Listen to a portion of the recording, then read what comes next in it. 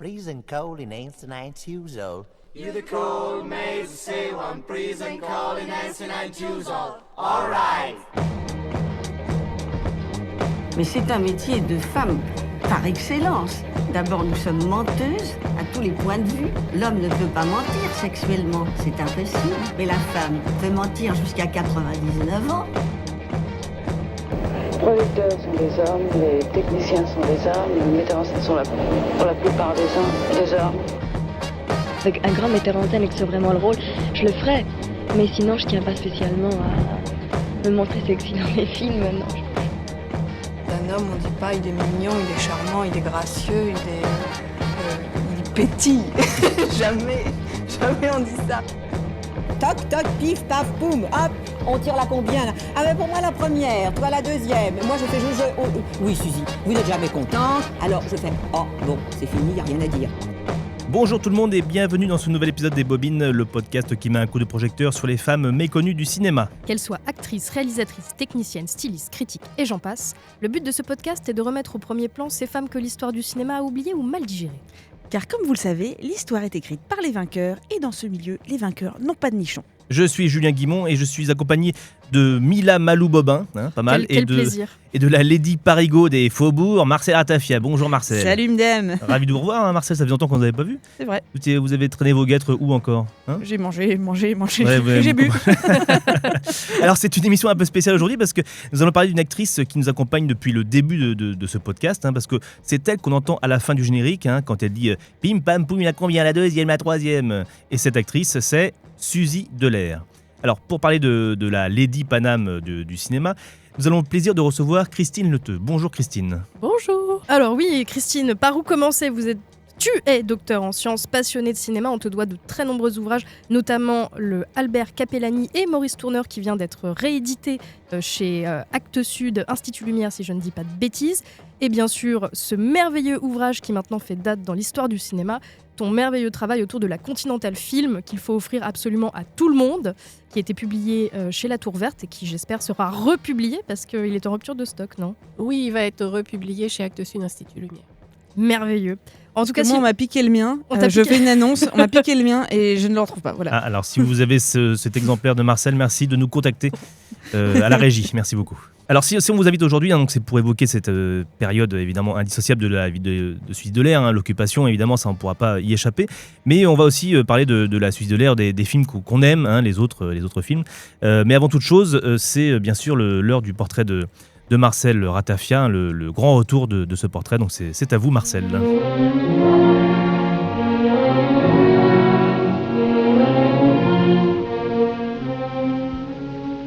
Danse avec moi, brisons-nous tous les deux. Avec sa bille de clown et sa verve revancharde, la môme Suzette s'est vite sentie taillée pour les planches. Mais pas que. Beau brin de voix tout en gambette, c'est avec son tsa, son tralala et le fait qu'elle couchait pas avec le pape qu'elle percera au cinéma.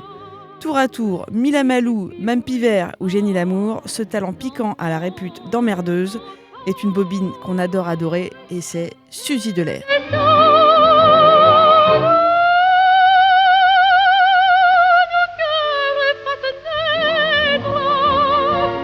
Et vous avez la même langue en fait Marcel, c'est pour ça, c'est votre maître à penser Suzy. Alors c'est vrai que s'il y a bien un point commun entre Suzy et Marcel, c'est la langue, l'argot du Paris des années 30, du music-hall, des cabarets, des faubourgs, Saint-Martin, etc. Mais pour toi Christine, qu'est-ce que t'évoques Suzy Delair ? Pour moi, tout de suite, je dirais Jenny Lamour dans Quai des Orfèvres, quoi. À mon avis, c'est son plus beau rôle. Un rôle vraiment taillé sur mesure par Clouzot. Et puis, évidemment, elle est au milieu d'un film absolument fantastique avec des acteurs géniaux, avec Jouvet, Blier, Simone Renan et j'en passe des meilleurs. Enfin, pour moi, c'est ça. C'est ça pour toi, Suzy Delair. Pour vous, les loups, pour toi, c'est ça aussi Pour moi, Suzy Delair, c'est Quai des Orfèvres pour une simple et bonne raison. C'est que c'est mon film préféré de tous les temps que j'emmènerai sur une île déserte. D'accord. Puisqu'il y a tout dans ce film, de la comédie, de la romance, du policier, du drame. Et du film de Noël. Et du film de Noël. Et en plus, c'est vrai, ça c'est vrai. C'est que moi, entre 6 et 13 ans, j'étais une vraie terreur. À l'école, on m'appelait la tigresse. Mais qu'est-ce qu'il t'avait fait ? Rien. Mais j'aime pas les types qui travaillent dans la chansonnette et qui se prennent pour Chopin. C'est vrai, ça. Si tous les corps se prenaient pour Napoléon, mais la vie serait plus habitable. Enfin, j'ai pas raison. Et je me permets, tu ne m'as pas demandé. Mais Ah oui, bien sûr. Mais alors, et toi, Marcel, bien Eh bien, sûr. moi, il y a une vingtaine d'années, j'ai découvert Suzy dans l'Assassin Habité 21. Depuis, j'ai tout calqué, les cheveux, les tenues, etc. Et puis, il y a eu les 10 Paname, qui était vraiment une découverte pour moi, que j'ai découvert au cinéma, que j'ai vu 100 milliards de fois, qu'on a présenté devant un public hilar et conquis dans mon ciné-club, ouais. dans le ciné-club de Lou, et qui est vraiment un film que j'adore parce que ça recoupe... alors, c'est un film sans prétention. C'est pas une grande réalisation, mais c'est le seul film d'Henri Janson. Et c'est un rôle qui n'était pas écrit pour elle, mais dans lequel elle brille absolument. Dans un rôle qu'elle a déjà fait de petite femme de Paris qui veut percer, qui veut absolument un rôle, dans un Paris éblouissant des années 20, reconstruit par Jean Daubonne et les frères Douy, de la Porte Saint-Martin, et avec beaucoup de second rôles attachants. Dont le fameux Raymond Souplex. Voilà, ma star. Les 5 dernières minutes, ouais, entre autres, ouais, et Henri Crémieux. Bref, on va reparler de toute façon là, de Lady Paname, bien sûr. Mais on l'a vu, donc elle joue dans ces deux films, dans Lady Paname et dans Quai des Orfèvres, une jeune actrice qui veut réussir. Hein, c'est un peu le parcours de et toute dans sa filmographie. Habite 21. Oui, c'est ça, exactement. Mais alors, qui était Suzy Delair? Quelle c'est la jeunesse de Suzy, Lou? Alors, la jeunesse de Suzy, bon, déjà pour dire que l'extrait qu'on a entendu où elle dit qu'elle était une terreur, c'est dans Lady Paname, mais ça n'est pas très éloigné de la vérité. Elle disait qu'elle était capable de suivre une femme dont le parfum lui plaisait dans la rue, petite, et de demander Madame, vous sentez quoi? Ce qui foutait la honte à ses parents. Ses parents qui étaient des gens plutôt modestes. Sa mère était couturière et son père sellier carrossier. Elle en était très fière d'ailleurs de dire que son père s'appelait Clovis comme le roi de France. Donc elle s'intéresse très tôt à la chanson et au théâtre parce que dans ces années-là, on va au cabaret, on va voir des grandes personnalités sur scène telles que Mistinguett, Yvonne Printemps ou Marie Dubas avec qui elle aura la chance de travailler dans une revue à l'ABC. Oui, parce qu'elle naît vraiment à la fin de la Première Guerre mondiale, quasiment. Voilà, et elle dit qu'elle est très déçue parce qu'elle est née le 31 décembre 1917 et qu'elle aurait vraiment pas rechigné sur perdre une année et être née en 18. Elle s'intéresse très tôt donc à tout ce milieu-là, mais son père est déprimé qu'elle veuille tenter cette carrière. Puis il lui dit qu'elle finira sur le trottoir. Et quand elle commence à avoir des engagements, notamment au Bouffe parisien, chez Albert Wilmetz, tout ça, ou même au cinéma, à chaque fois qu'elle a fini un film ou une opérette, son père lui dit « Oui, mais maintenant, tu fais quoi ?»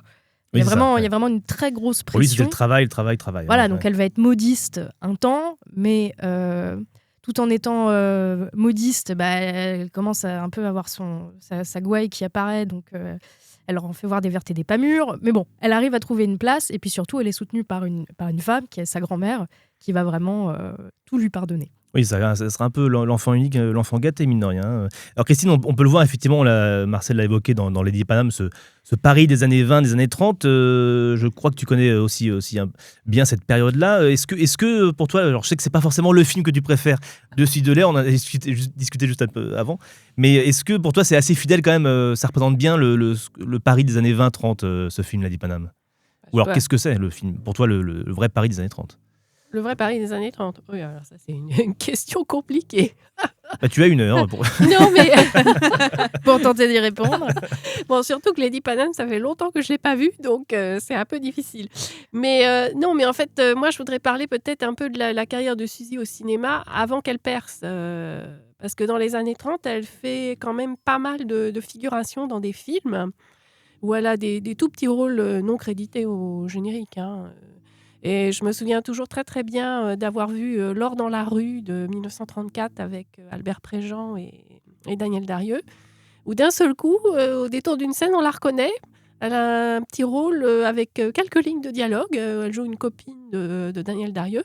Et voilà, bon, sa carrière avant-guerre, c'est ça, quoi. Oui, c'est que des petits rôles. C'est des panouilles. Hein. Oui, elle est aussi dans Dédé, où elle fait une chorus girl qu'on reconnaît un peu. Mais c'est d'ailleurs, Daniel Darieux, tu l'évoquais, mais c'était une copine. Alors, en tout cas, Suzy l'a considérée comme une amie. Je ne sais pas si l'inverse était vrai. Alors ça, j'en sais rien. Mais en tout cas, elles étaient amies plutôt, et c'est ce qu'elle dit dans ses On a des photos qui l'attestent. Non, mais c'est vrai qu'elles étaient, au début des années 30, elles étaient assez copines. Elles partaient en vacances ensemble. On a pu voir des photos de Suzy Delair dans la maison de vacances de Daniel Darieux, je sais plus, je crois que c'était Elles ont 15 ou 16 ans. Elles ont 15 ou 16 ans. Non, elles sont très copines. Oui, mais enfin, il y a une grande différence entre les deux, quoi, parce que Darieux, c'est déjà une méga star. Oui, c'est ça. Mais elle arrive toujours quand même à mettre Suzy dans ses films. Après, le truc qui va se passer et qu'on connaît moins, c'est qu'en fait, au départ, donc Daniel Darieux, elle va devenir très connue grâce à sa rencontre avec Henri Decoing, qu'elle va épouser et qui va lui faire tourner des films comme Battement de cœur ou Mademoiselle ma mère ou des choses comme ça.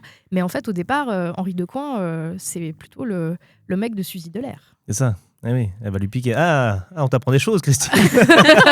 C'est la rubrique potin. C'est la rubrique potin. On aime bien les potins, nous, vous pourrez la replacer en dîner mondain. Mais oui, au départ, c'est Suzy Delair qui a séduit le Decoing. Et le beau Decoing qui a 45 ans par là à l'époque. Ancien pilote. Oui, il est pas mal, hein. Il était, oui, il a l'âge d'être leur papa, quoi. Ouais. Oui, bon, ça.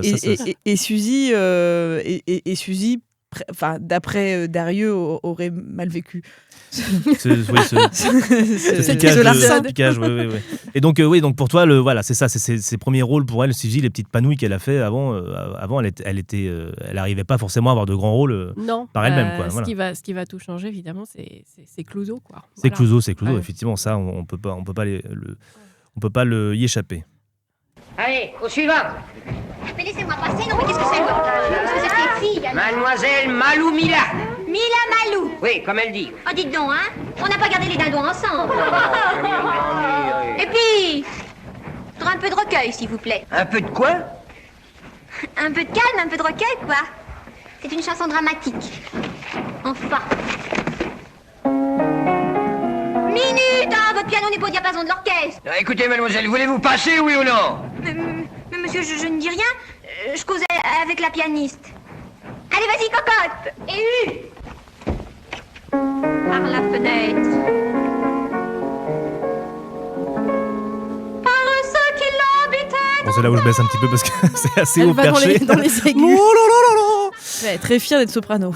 Alors là, c'est un extrait effectivement du dernier des 6 de Georges Lacombe. C'est effectivement la première rencontre qu'elle va faire avec un jeune homme souffreteux, Marcel. J'aime bien remettre l'église au milieu du village, comme on dit dans la pub, mais aussi Clouzot là où il était juste avant la guerre. C'est-à-dire que Clouzot n'est pas du tout une star du cinéma en 1938. Hein. Il faut voir que lui, il a passé pas mal d'années à bricoler sa santé au sanatorium parce qu'il s'en allait de la poitrine. Et puis, il a été scénariste pas mal en Allemagne, dans la Neue Babelsberg. Et il a travaillé beaucoup pour les premières, deuxième, troisième et quatrième versions qu'on tournait là-bas à Berlin. Et aussi, il écrivait des chansons pour les opérettes, notamment des chansons pour des spectacles. Et c'est comme ça qu'il a rencontré Suzy Delair et il a été chippé. Il la remarque dans un... Je ne sais plus si c'est dans la revue de l'ABC avec Marie Dubas ou si c'est au Casino de Paris avec Miss Tinguette, mais il entoure son nom dans le programme. Quand il voit passer Suzy Delair, il se dit « Ah, celle-là, elle m'intéresse ».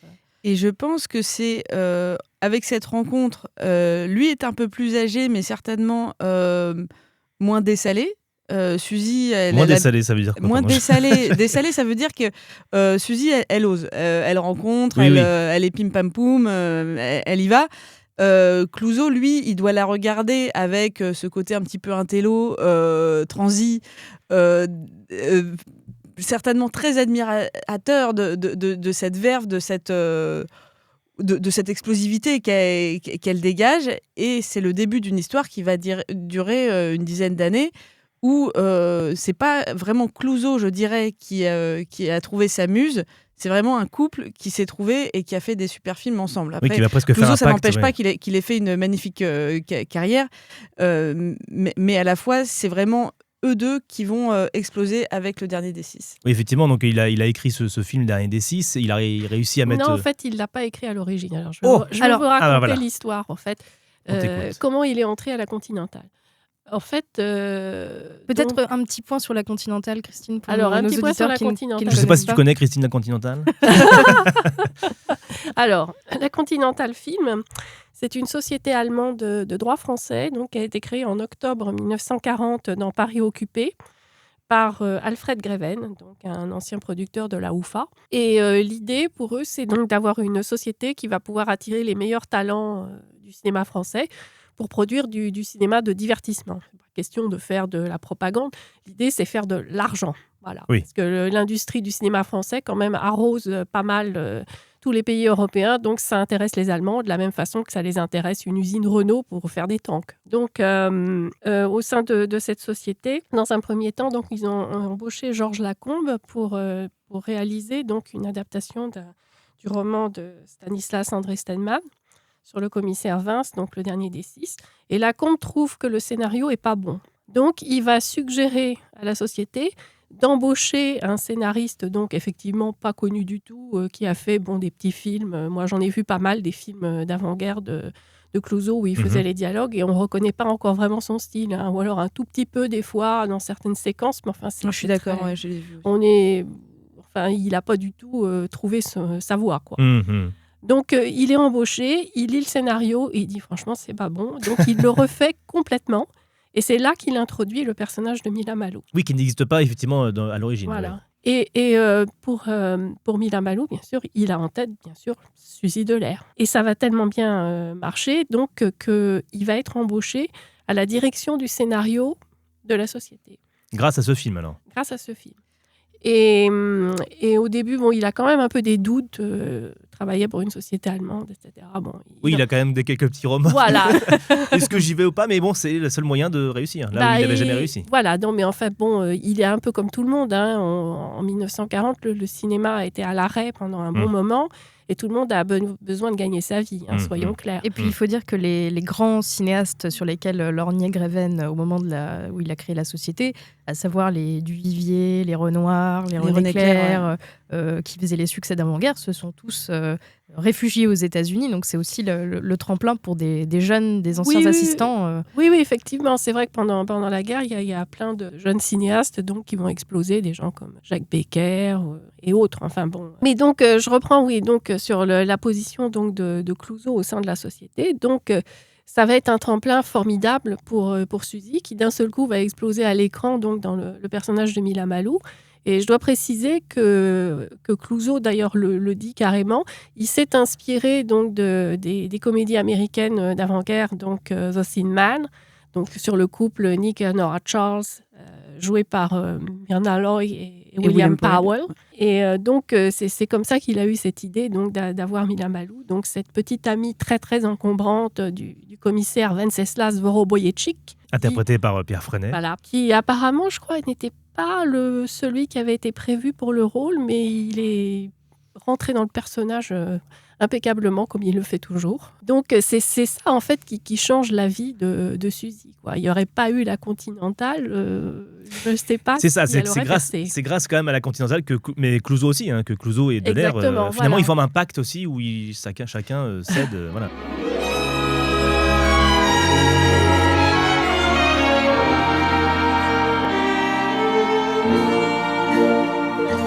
Tu ne peux pas te figurer comme je t'aime, c'est si bon d'être câliné.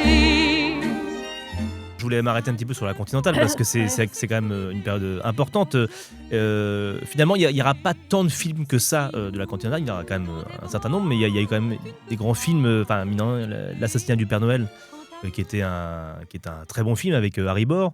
Et on va faire plaisir à Christine. La main du diable. La main du diable. Il y a quand même Le Corbeau. Enfin, non. Enfin, et Le Corbeau. Il y a Les Inconnus dans la maison. Non, il y a beaucoup de grands films. C'est énormément de films. Enfin, je veux dire, il n'y a pas grand-chose à acheter.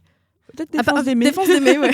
Non, il y en a quelques-uns qui sont vraiment épouvantables. Il y a Ne bougez plus de Pierre Caron. Alors ça, mais Pierre Caron, c'est un nanar intersidéral. D'ailleurs, Paul Meurice ne voulait pas le tourner, mais il n'a pas eu le choix. Il y a ce film dont je crois que je t'avais vu en interview dire le film de Fernandel, c'est le seul film au bout duquel je n'ai pas pu aller. Oui, c'est Adrien. Adrien, c'est effrayant. Oui, c'est de qui, Adrien? C'est de Fernandel. Ah, c'est de Fernandel, d'accord. Okay. C'est son seul film? Non, il a fait aussi Simplet. Mais bon, Simplet, au moins, il y a un scénario plutôt sympa de Carlo Rime, donc ça tient la route. Ça tient Carlo Rime, heureusement. Mais Adrien, c'est effrayant. D'ailleurs, je crois que Tavernier le disait aussi, il n'a jamais pu aller au bout d'Adrien, qui est vraiment effroyable. Et parce que quand même, le but de la Continentale, effectivement, comme tu disais, c'était de faire des films qui soient apolitique, qui soit inoffensif, voilà. Et donc c'est là où a émergé aussi le policier, la comédie. Oui, en fait, inoffensif, voilà, c'est ça qui est assez rigolo parce qu'en fait, donc les metteurs en scène qui acceptent donc de signer, les premiers, donc c'est Decoing, Christian Jacques, Maurice Tourneur, Léo Johannon, Georges Lacombe. Ce sont des réalisateurs donc, qui ont fait des succès commerciaux avant-guerre. Donc, en fait, c'est ça qu'ils cherchent, Greven. C'est des gens qui peuvent faire des films qui vont faire des entrées. Oui, bien sûr, bien sûr. Et donc, les metteurs en scène disent on veut bien travailler, mais pas question de faire de la propagande. Et on veut choisir nos sujets. Donc, les premiers films qui sont mis en production, en fait, ce sont des sujets qui sont apportés par les metteurs en scène. Comme par exemple l'assassinat du Père Noël qui était en projet avant-guerre. Voilà. Il y en a beaucoup où c'est comme ça en fait. Pour reprendre l'histoire de Clouzot, donc dans un premier temps, il se contente donc de faire des scénarios et après donc avoir fait le dernier des 6, comme il est à la tête donc du département scénario, donc il va participer donc à la sélection aussi des scénarios. Des fois, il les réécrit. Enfin bon, il prend vraiment une importance assez grande au sein du studio et il est très copain avec Greven. Alors ça, il est le seul au sein du studio qui, par exemple, sort le soir dîner avec le patron en compagnie de leurs petites amies respectives. Donc Suzy pour Clouzot voilà. en tout cas. Donc effectivement, ça, on en parle au sein du studio parce que bon, là, c'est quand même un peu spécial. Voilà, on est quand même sous l'occupation. Greven, il a adhéré au parti nazi dès 1931. Enfin, c'était un des premiers. Un précurseur, un pionnier. Un fan, on appelle ça. Voilà, donc c'est quand même un peu marqué politiquement, disons. Mais il va réussir à faire un film. Voilà, derrière, alors non, mais alors attendez, d'abord, il va d'abord écrire Les Inconnus dans la maison, qui est donc filmé par Decoing, et c'est là qu'il a des fourmis dans les jambes parce qu'il se dit ouais, mais moi, mon scénario, j'aurais bien le filmer moi-même. Voilà. Et il va donc obtenir le droit donc, de faire un film qui est L'Assassin en Bito 21 avec à nouveau Mila Malou, le commissaire Vince. Oui, c'est presque une suite, ou en tout cas une. Oui, voilà, c'est une récurrence même personnage, voilà. même auteur, dont Clouzot effectivement l'adapte librement aux grandes dames de l'auteur d'origine. Oui, Marcel. Oui, j'aimerais revenir sur ce film qui est mon préféré. De Clouzot, parce que je trouve que c'est une réussite absolue en sachant le peu de moyens. Enfin, c'est impossible de savoir à quel point il a manqué de pellicule sur ce film-là. Tourné en 16 jours. 16 jours qu'il a storyboardé en disant on fait pas 2 prises, on en fait plutôt une. Quand même, c'est-à-dire que même à Plus belle la vie, ils ont droit à 2-3 prises. Et pour revenir à Suzy Delair, qui n'a pas encore tourné ce film, mais Le Dernier des 6, elle a été très populaire grâce au Dernier des 6. En France, les gens ont adoré cette petite femme piquante. Je rappelle que dans Le Dernier des 6, il y a aussi Michel Alpha, qui a un rôle plutôt plus important, mais finalement qui est un tout petit peu moins remarqué que Suzy. Et je vais parler du 18 mars 1942, puisque L'Assassin à Bito 21 n'est pas encore sorti, que Suzy Delair est déjà dans le train. Et quel train ? Et quel train, Christine ? Ah, le fameux train, effectivement. Alors, le voyage à Berlin des artistes français, bon, ça, c'est un sujet qui m'a toujours intéressée. Et quand j'ai fait mes recherches donc, pour mon ouvrage sur la Continentale, je suis tombée sur un témoignage absolument capital et vraiment passionnant, qui est celui de Henri Legrand, qui est donc un scénariste qui a fait partie des membres du voyage. Alors lui, on n'en parle pas parce qu'on a remarqué effectivement uniquement les stars, donc Préjean, Darieux, Juni Astor, etc. Et il nous raconte le voyage de l'intérieur. Et en fait, ce qu'on se rend compte, c'est que déjà, tous les acteurs ont été pressurés, quoi. On leur a fait comprendre qu'ils avaient intérêt à faire le voyage. Oui, alors juste pour rappeler, c'est des acteurs français qui sont invités par les Allemands à visiter les studios à Berlin. Voilà. Et en fait aussi, c'est à l'occasion de la première en Allemagne de Premier Rendez-vous, qui est donc le premier film français depuis le début de la guerre, qui va être présenté à Berlin. Avec Daniel Darieux. Voilà, et qui est un film continental. Donc, un bijou, d'ailleurs. Voilà. Très bien, ouais. Et donc, ils ont tous, chacun, reçu des pressions pour y aller, etc. Alors, on dit que Suzy est assez contente d'y aller parce que, elle fait partie des stars, disons. Mais dans son témoignage à la Libération, elle dit quand même qu'on lui a dit que si elle n'y allait pas, on lui retirait son permis de travail. Ça, c'était effectivement le type de pression typique qu'on a appliqué sur les acteurs. Oui, parce qu'elle avait un contrat avec la Continentale et donc Voilà. c'était réglé. Et puis, il pouvait y avoir pire que ça, quoi. C'est-à-dire menace non. de STO, dénonciation, ta Viviane famille Romance, est juive. Viviane voilà. Romance, c'est sa grand-mère, je crois. On lui a parlé de sa grand-mère. Oui, parce qu'elle s'appelait Viviane Hormance. Et puis, bon, je crois qu'elle était, en fait, une enfant illégitime. Donc, parce qu'à l'époque, pour décider si on était juif, en fait, on regardait les 4 grands-parents. D'accord. Il fallait prouver qu'on avait au moins 2 grands-parents qui n'étaient pas juifs. Et dans ce cas-là, après, ils regardaient si le conjoint était juif ou pas pour décider si on était juif. Enfin, c'est pour vous dire les arcanes administratives délirantes de l'époque.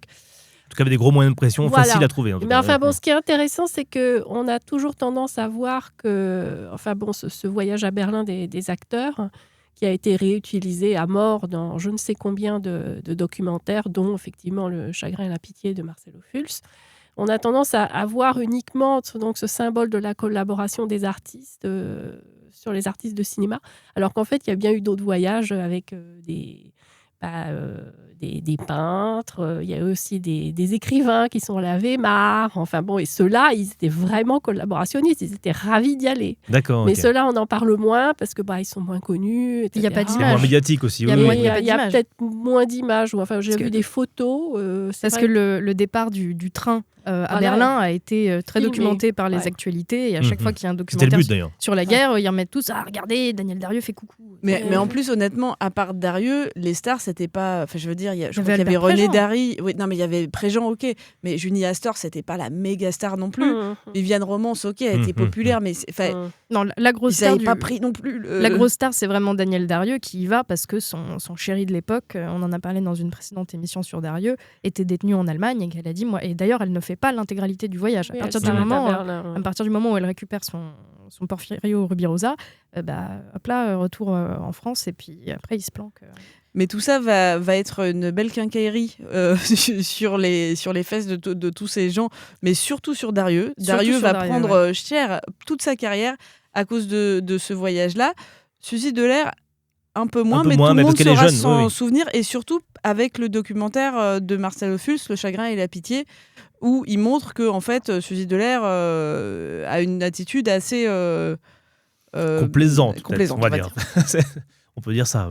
Mais Oui, oui, oui. effectivement, ça va créer, toute cette période-là va créer, le voyage, effectivement, pour Suzy, ça va être un vrai problème. D'ailleurs, à la fin de la guerre, il va y avoir ce qu'on appelle donc un comité d'épuration qui va juger tous ceux qui ont participé de près ou de loin de la collaboration. Ça a fait des dégâts pour Suzy un petit peu, qui écopera de 3 mois de suspension, je crois. Ouais. Mais Non, pour mais- Clouzot surtout. Ouais. Non, mais en fait, faut voir l'histoire de l'épuration. Bon, c'est assez compliqué. On en a une vision un peu floue. Moi, j'ai passé des mois à lire des centaines de dossiers. En fait, bon, il y a 2 types d'épuration. Il y a eu l'épuration professionnelle, Mhm. qui est organisée par le CLCF, donc le Comité de libération du cinéma français, qui va s'occuper essentiellement des techniciens, des metteurs en scène, des producteurs, je crois même aussi des exploitants, mais pas du tout des acteurs. Les acteurs, eux, ils sont jugés par une autre commission qui s'occupe en même temps des musiciens, des chanteurs. Et là, ça a été fait d'une manière vraiment pas professionnelle, hein, soyons D'accord. clairs. Ça, moi, j'ai épluché beaucoup de dossiers d'acteurs. On sent que disons que les sanctions sont données un peu à la louche. Souvent, il n'y a même pas de procès verbal. Enfin, avec un peu de copinage saupoudré de. Oui, De par revanche exemple. ou des trucs comme ça aussi. Non, mais en fait, bon, on sent que voilà quoi. En fait, le cinéma doit reprendre. Alors donc, on va pas être trop méchant avec les acteurs. Par exemple, Fernandel, il écope de rien du tout. Alors que pendant la guerre, il a fait des choses pas terribles. Et plutôt pire que d'autres d'ailleurs. Oui, Plutôt pire oui. que d'autres, parce que Fernandel, il s'en est carrément bien sorti. Personne, il n'a jamais été inquiété pour ça. Non, effectivement, il a eu aucune sanction. Alors qu'Arletty, on a eu. Fernandel, Pierre on te voit. Freinet, on a- Ah, me voit. non. Oui, je On dirait tente. Louis Armstrong. On en reparlera. Non, puis il y a quand même un truc qui va coller au basque de Clouzot, c'est-à-dire que on a parlé effectivement du succès qu'a été L'Assassin habite au 21, mais en 43 il va faire un film qui va faire date dans l'histoire du cinéma et de sa filmographie, à savoir Oh, yeah. Le Corbeau. Corbeau. Et ce qui est très intéressant sur la sortie du Corbeau, c'est qu'en fait aussi bien la presse collaborationniste que la presse résistante vont détester le film. C'est unanime quand on regarde. C'est-à-dire, c'est plus compliqué que ça. En fait, je crois qu'ils reconnaissent que le film est, du point de vue artistique, absolument génial, Mais c'est le fond du film qui les dérange, quoi. Bon, ça parle de lettres anonymes, de dénonciation, et puis surtout dans la presse clandestine résistante qui commence à exister, on dit que le film est sorti en Allemagne sous le titre Une petite ville française, qui est totalement faux, parce qu'en fait le film a été interdit parce que les Allemands ont trouvé ça tellement sulfureux qu'il n'était absolument pas question de le sortir en Allemagne. Tant et si bien d'ailleurs que en fait, ça a bloqué toutes les autres exportations des autres films continentaux et ça a beaucoup énervé Greven. Et finalement, en fait, Clouzot s'est fait virer à cause de ça. Voilà. Donc, il est resté sans travailler par la suite. Oui. Et Suzy Delair s'est fait virer aussi. Alors, j'ai ici d'ailleurs son rapport quand elle est passée devant la commission d'épuration le 8 janvier 1945. Et alors, elle dit que, en fait, quant à moi, j'ai été renvoyée de la Continentale parce que j'ai été insolente avec Monsieur Greven, qui me semble tout à fait plausible. Je la vois très, très bien. L'insolence, c'est pas quelque chose qui est pas du tout Suzy. Hein. Voilà. Et bon, quand elle parle aussi du voyage en Allemagne, voilà, je suis partie en Allemagne parce que j'y ai été contrainte, j'étais sous contrat avec la Continentale. Et quand on lui demande pourquoi elle a travaillé pour la Continentale, alors là, elle fait une réponse, vous allez apprécier. Je n'ai pas vu de mal à travailler avec une firme allemande. La question de la nationalité des firmes productrices n'a pas d'importance pour moi. Bon, très bien. Bien. Et puis alors, quand on lui demande si elle a tenu des propos pro-allemands, elle dit « J'aime l'ordre ». Et j'ai dit que les Allemands avaient de l'ordre, c'est tout. Elle fait mal, celle-là. Voilà. J'ai participé à 2 dîners à la Continentale. Il n'y avait pas d'officiers, mais des artistes et des personnalités allemandes. Alors effectivement, la Continentale a organisé souvent des dîners lors de la venue d'artistes allemands comme Zara Leander. Et donc, la plupart des gens de la Continentale étaient obligés d'y aller, quoi. Oui. Voilà, soyons clairs. Mais enfin, donc, voilà, quoi. C'est ce qu'elle dit, évidemment, c'est pas terrible. C'est pas terrible pour elle, mais effectivement, rappelons quand même qu'elle avait 24 ans. Enfin, on pourrait avoir une excuse de la jeunesse. Là où Clouzot, lui, déjà, effectivement, a été beaucoup plus complaisant et s'en est servi comme un marchepied. Et d'ailleurs, ça va lui coûter cher parce qu'à la fin de la guerre, lui, il a une interdiction à vie de tourner. Oui, mais en fait, Clouzot se présente toujours comme une grande victime de l'épuration, etc. Mais moi, en consultant tous les papiers, je me suis rendu compte que finalement, il a été interdit pendant peut-être 1 an et puis même pas, ouais. Voilà, et il a pu retravailler dès 46 et puis paf. Non, mais c'est vrai que contrairement à Clouzot, elle va pouvoir reprendre le chemin des studios plus rapidement. On pense toujours, on va évidemment parler de Quai des Orfèvres, on pense toujours que c'est sa première collaboration avec Jouvet, alors que juste avant, elle va faire un film charmant qui s'appelle Copie conforme de Jean Dréville, où là, étonnamment, elle va reprendre un rôle qui était prévu pour une autre actrice qu'on va retrouver plus tard, qui était prévu pour Simone Renan. Elle a un rôle un peu discret, mais néanmoins, c'est la première rencontre avec Jouvet avant Quai des Orfèvres, Magnéto, monsieur. Brignon est un sale type, un individu dangereux. Et non, c'est quelque chose. Mais raison de plus.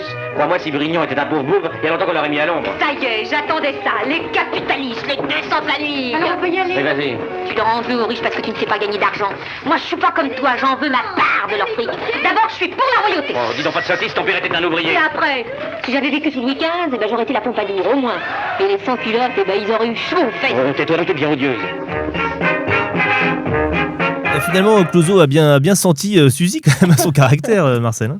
Eh bien oui, parce que là, ils sont à la fin de leur relation. Ils sont certainement d'ailleurs en cours de séparation quand ils tournent ce film qui va être le chef-d'œuvre primé de Clouzot, mais qui va être le très grand rôle de Suzy Delair, qui pour le moment a été une petite gourde, comme elle le dit elle-même dans les interviews plus tard. Petite gourde de talent d'ailleurs, si on peut modérer son propos. Mais là, elle est une aspirante, comme très souvent elle a joué, à la célébrité, mais avec une noirceur, avec une force, une ambiguïté qu'elle n'a jamais montrée encore. Et je pense que c'est quand même une espèce de cadeau d'adieu que lui fait Clouzot, que ce rôle qui va la poursuivre avec ce tralala qui lui a collé aux fesses tout le reste de sa carrière. Oui, c'est ça. Elle dirait même que c'est son ange bleu un petit peu, Quai des Orfèvres. Oui, mais ça, elle va le dire sur le tard quand elle aura compris la portée en fait de ce film, qui est éblouissant. Et d'ailleurs, si on peut, peut-être qu'on ne fera pas une bobine sur Simone Renan, et dommage, parce que Suzy Delair et Simone Renan, c'est 2 très grands rôles dans ce film-là. Puis un des premiers personnages lesbiens à l'écran, interprété par Simone Renan, à qui Jouvet dit je vous aime bien, vous êtes un type dans mon genre, avec les chances, vous n'aurez jamais avec les femmes, vous n'aurez jamais de chance. Je vais réussir à le dire. Mais non, c'est vraiment c'est mon film préféré, donc oui, on peut en parler des heures. Tout le monde de voir Quai des Orfèvres, Christine. Oui. D'ailleurs, j'ai juste une anecdote pour là, ça a vraiment rien à voir, mais enfin bon, c'est pour vous montrer peut-être la portée du film. Je suis une grande fanat d'opéra. Et mon chanteur d'opéra préféré, qui était un Suédois, était un spécialiste aussi de la musique française, quand il est arrivé à Paris pour perfectionner son français, donc aller au cinéma, donc au Quartier Latin, pour voir les films de Gabin, Duvivier, machin, etc. Et je me souviens avoir lu dans une interview, donc il se souvenait absolument de tous les détails de Quai des Orfèvres, et en particulier de Charles Dulin faisant prendre des photos artistiques, entre guillemets, où il disait... jamais sans les chaussures. Jamais sans les chaussures. Dégueulasse. Si Georges Tron. Le Georges Tron, oui, c'est vrai, on l'avait oublié. Le Georges Tron de Quai des Orfèvres. Non, effectivement, ce film c'est encore inspiré de Steeman, hein, l'auteur de l'Assassin. En fait, d'après ce que j'ai compris, Stanislas André Steinman, c'était pas un très très grand auteur, parce que généralement, j'ai l'impression que Clouseau a entièrement réécrit le truc. Quoi. Oui, apparemment, mais d'ailleurs, c'est chiant, il n'était pas content du tout. Alors déjà, sur l'Assassin, il n'est pas content. Mais alors en plus, sur Quai des Orfèvres, Clouseau, au moment où il fait le film, il se dit « Ah, j'ai lu un livre qui était vachement bien. » Je l'adapte. Et puis, il se trouve qu'il est absolument impossible de remettre la main sur ce bouquin. Tous ses assistants sont sur le coup, personne ne le retrouve. Et donc, il écrit le scénario, il le tourne, et puis à la fin, ils finissent par retrouver le bouquin. Et là, ils le lisent, ils disent « Ah ouais, ça n'a rien à voir. » Vraiment, il n'y a pas un truc qui reste... Il touchera ses sous quand même. Il va pas se plaindre. Et Steeman avait demandé que son nom ne figure pas... D'ailleurs, je crois qu'il y a eu un problème pendant très longtemps de droit. D'ailleurs, des héritiers Stedman, là, qui étaient Furax, justement, parce que... Il était quand même mal embouché, parce que Quai des Orfèvres, effectivement, moi j'ai lu tout Steeman en m'endormant à chaque page, parce que c'était en fait effectivement il est très bon pour l'intrigue, mais alors toute l'ambiance, c'est Clouseau qui va la mettre, et c'est-à-dire que Clouseau, on le connaît quand même pour ses films, on va dire créatifs, où il va aller à l'extérieur, il va chercher le plan magique, comme dans Manon, comme dans Le Salaire de la peur, où il va oser. Et avant cette audace formelle, dans ses films, il a mis ce qu'il a connu. C'est-à-dire que dans Quai des Orfèvres, on voit que le Minet, les engueulades, etc., ça, c'est sa vie avec Delair. Il y a l'opérette, il y a toutes ces coulisses qu'il connaît par cœur, en fait.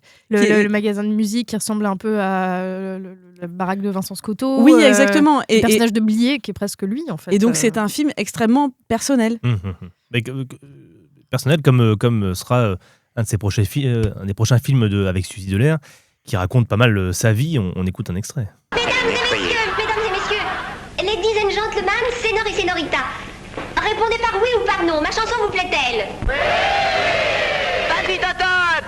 You are not shocking, gentleman? No, lady. Not at all. Pas du tout, lady. Lady, pas Lady, Rose Beef, Lady Paname. Lady Paname. Lady Paname. Merveilleux. Qu'est-ce qu'il a dit? Lady Paname. Lady Paname? Pas mal, Lady Paname. Pas mal. Puisque les paroles de ma chanson vous ont choqué, eh bien bouchez-vous les oreilles et fermez les yeux. Moi, j'ai du ça. Version auditive, visuelle et suggestive.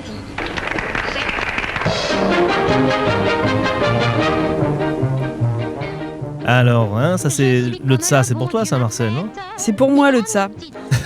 T'en as du tsa toi aussi un peu, non? Moi j'ai du tsa de haut en bas. Alors, ce petit tsa qui me vient de ma mère. Oh là là. Alors Lady Paname, qu'est-ce que c'est ce film? Eh bien, c'est un film... Déjà, c'est le seul film d'Henri Janson. Henri Janson, pour ceux qui sont au fond de la classe et qui ont roupillé, c'est évidemment le très grand dialoguiste d'Hôtel du Nord. Hôtel du Nord, qui existe surtout par Arletty et Jouvet, on va dire même surtout par Arletty, par la gueule d'atmosphère qu'elle a su défendre. Et en fait, ce rôle de Lady Paname, il a été écrit pour Arletty. Sauf que Arletty, après Les Enfants du Paradis, on ne sait pas ce qui s'est passé pour que ce soit finalement Suzy Delair. Elle n'était pas disponible, je crois, tout simplement. Ouais. Une Ça arrive des dispo. fois. Bon. Ouais. Et elle aurait fait certainement une très belle composition, mais c'est vrai que on voit que sans Clouzot, puisque désormais, en 1950, elle est passée par les bras de Georges Craven, enfin, elle a fait autre chose. Eh bien, Suzy Delair, elle est toujours dans ce rôle d'aspirante comédienne. Alors, elle a plus 20 ans, elle a plutôt la petite trentaine, mais elle renoue avec cette veine très populaire, très même carnassière, et toujours avec cette chanson, cette danse, ce côté un peu sexy et volcanique qu'elle a su défendre. Et c'est là où aussi elle va faire une super collaboration avec Jouvet. C'est le troisième des films qu'ils ont tourné ensemble. Il faut savoir que quand le Lady Panam sort en 1950, juste avant, il y a eu un film qui est beaucoup moins connu de Suzy Delair, à savoir qu'elle a tourné avec un réalisateur génialissime et oublié qui s'appelle Jean Grémillon.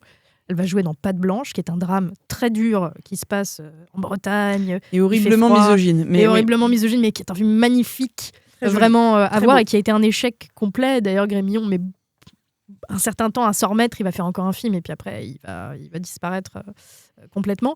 Et du coup, le film n'a pas très bien marché, donc elle revient un peu à ses, entre guillemets, ses premiers amours. Parce que c'est une tentative un peu de rôle sérieux, dramatique pour Suzy. Ouais. Et là, elle arrive dans Lady Panam. Alors, c'est assez intéressant. Enfin, je ne sais pas si toi, tu as des informations sur Christine, sur Arletty, dans cette période d'immédiate après-guerre. Toi qui as vu son dossier d'épuration, ça se présente comment Oui, en fait, alors Arletty, elle, c'est assez compliqué parce que, dans son cas, comme dans le cas d'autres acteurs, ou comme Sacha Guitry, là, qui ont été arrêtés donc, au moment de la libération de Paris.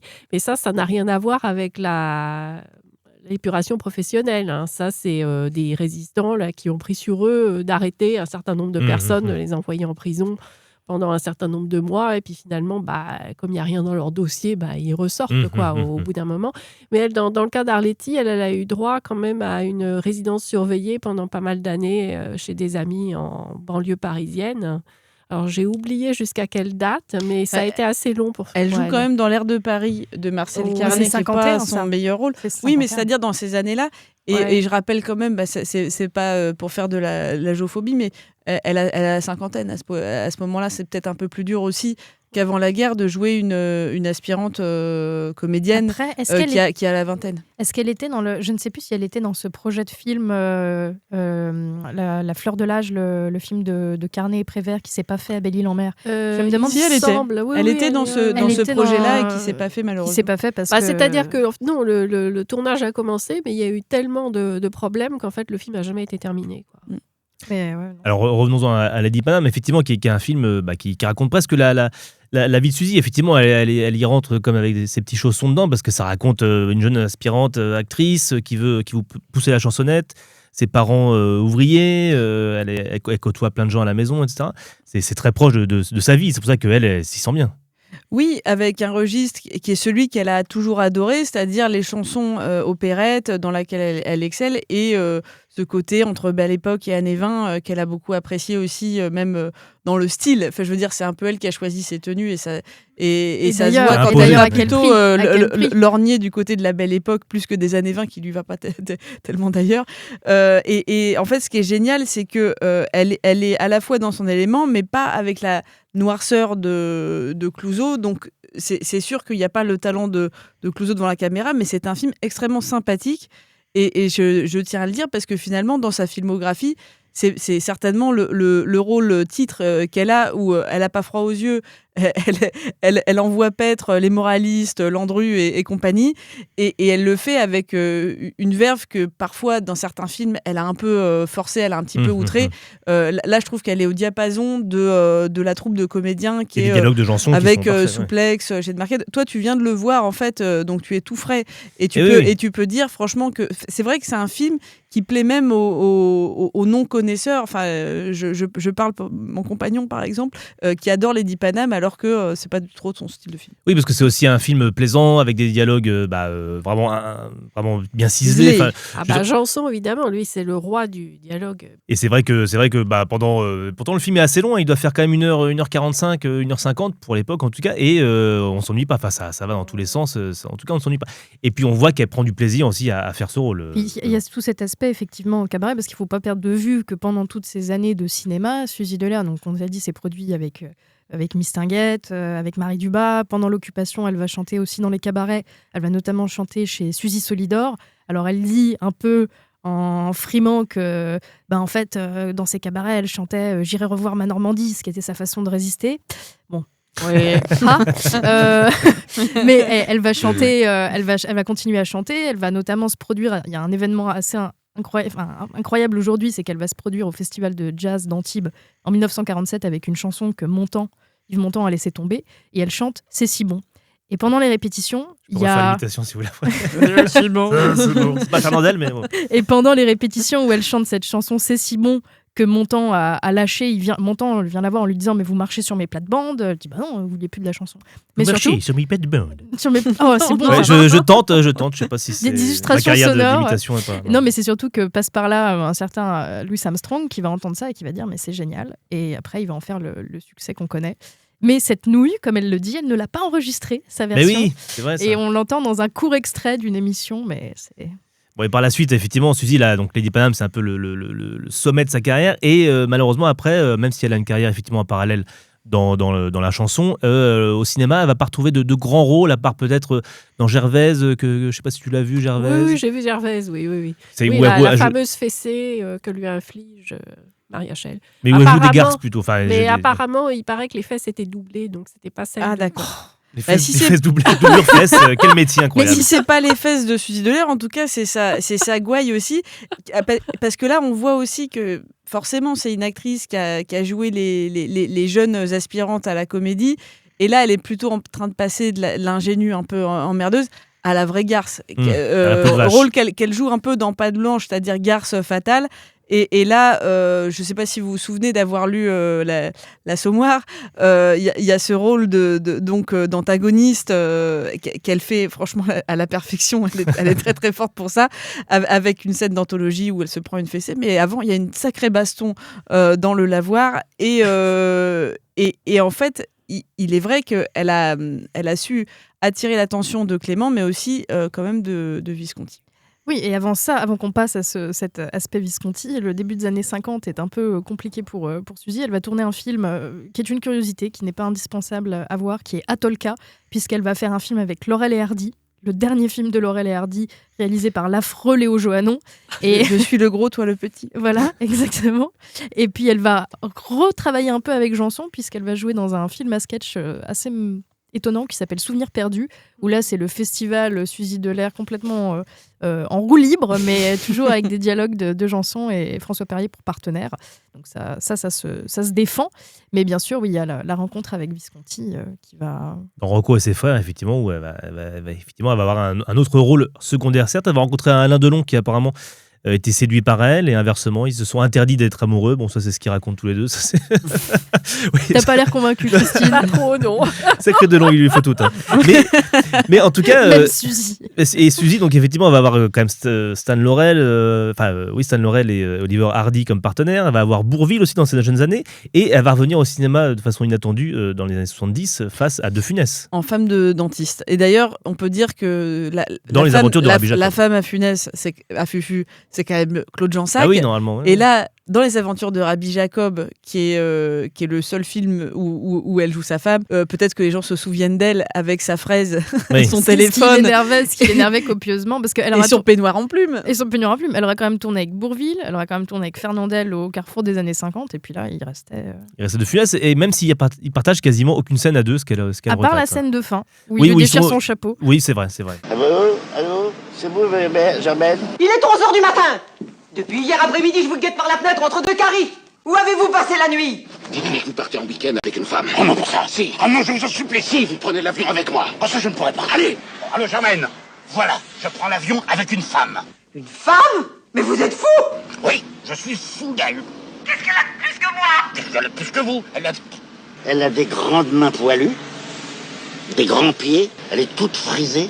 Avec des grosses moustaches.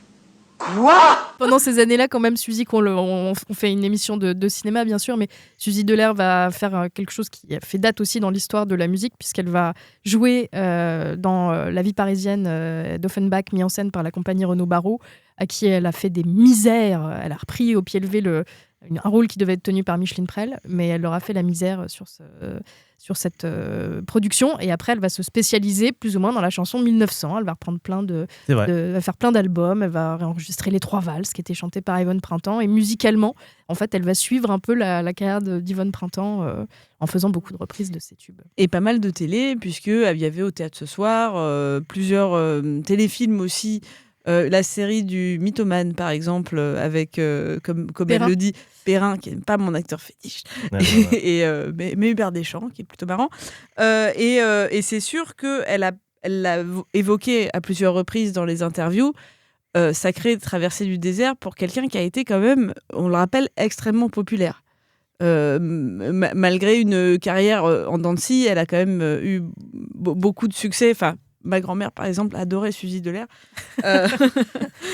Et je pense que c'est important de le dire parce qu'on ne se rend pas compte aujourd'hui, puisqu'il n'y a pas beaucoup de... Enfin, elle est restée plutôt dans l'esprit des gens comme soit la femme de Funès dans Rabbi Jacob, soit la muse de Clouzot, et en fait il y a quand même eu des choses entre tout ça. Bon, alors effectivement, là, Suzy après elle va s'éteindre finalement il y a pas si longtemps que ça, hein, c'est éteint 103 ans 103 la mère Delair. Hein. Eh oui, c'était on a en été 2020. confinés le 14 mars, le 15 mars Suzy Delair est morte et ça a fait un entrefilet dans la presse. Ouais, c'est vrai que personne n'en a parlé, j'ai même recherché des archives de journaux télé, il y a même pas. Non, c'est rien. vrai.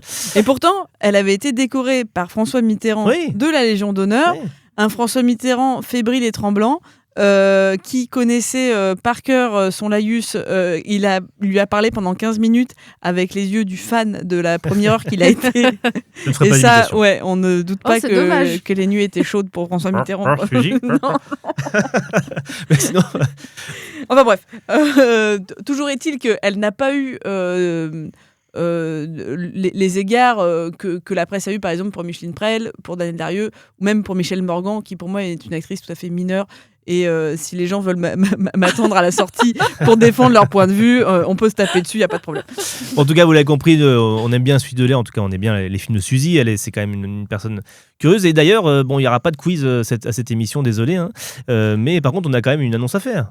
Une énorme annonce. Attendez, est-ce que vous êtes prêts ? Vous êtes prêts. Ouais, vous êtes assis. Amis Bobine et Bobino, nous avons la chance inouïe de réaliser le premier documentaire sur Suzy Delair qui s'appellera Suzy Delair avec son tralala et qui passera en exclusivité sur Ciné+ en août, parce qu'il y aura un cycle Suzy Delair avec une farandole de Suzy dans ses meilleurs films, puisqu'il y aura le Dénal des Six, Gervais, bien sûr qu'il y a des orfèvres, et Lady Paname, ce sera et Christine, j'espère, et Christine Leteux qui nous fera le plaisir de passer. Le plaisir et la gentillesse d'être dans notre documentaire.